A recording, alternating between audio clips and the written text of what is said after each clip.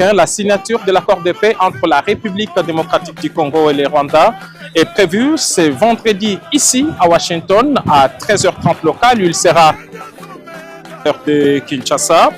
C'est un programme très léger en présence du secrétaire d'État américain Marco Rubio, Madame la ministre d'État, ministre des Affaires étrangères de la RDC, Thérèse Kayikwamba, et son homologue du Rwanda vont signer cet accord qui est censé mettre un terme à la guerre et à obtenir le retrait inconditionnel des groupes armés.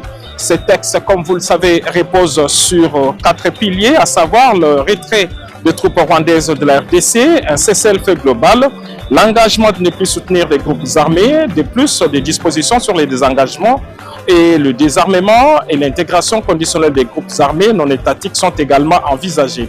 Selon plusieurs analystes rencontrés ici à Washington ainsi que des diplomates, il s'agit d'un texte très équilibré.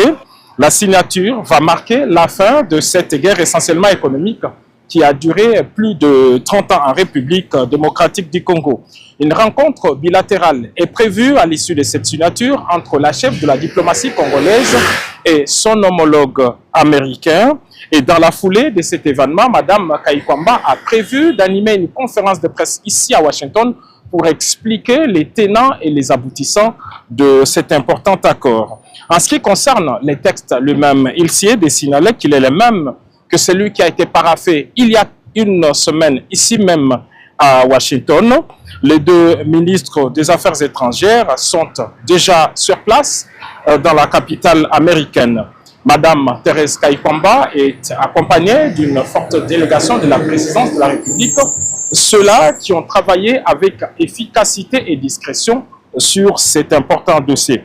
C'est donc un autre succès diplomatique important pour le président de la République, Félix Antoine Tshisekedi Tshilombo, mais c'est aussi le début d'un partenariat privilégié entre la République démocratique du Congo et la première puissance mondiale, à savoir les États-Unis d'Amérique.